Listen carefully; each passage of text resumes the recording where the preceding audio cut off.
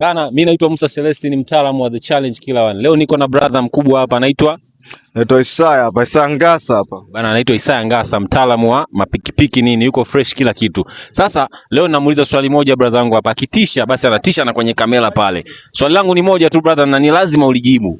Hata kama ulifahamu wewe utafikiria kwa uwezo wako mkubwa na utajibu kwa sababu wewe ni genius, tunakuaminia. Au vipi bro? Hakika. Sawa. Sasa swali ni moja.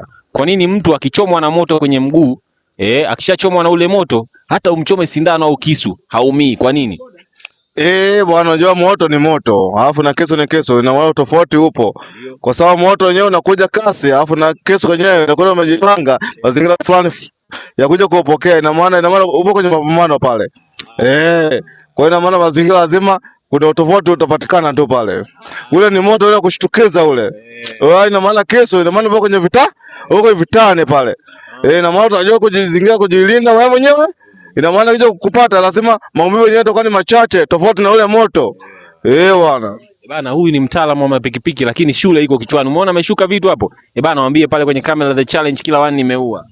Bwana mimi kama vile niona mimi naitwa Isaya Ngasa hapa, ndio nishamaliza hapa. Mtiko shati nishatia timu hapo. Nipo hapa kwa Ndoto hapa. Nakaribishwa sana yani. Boda wote oya yani. Bwana. Master Isaya. Huyu ni Master Isaya, ulikuwa na mimi Musa Celestine, The Challenge Killer One. Nimeua.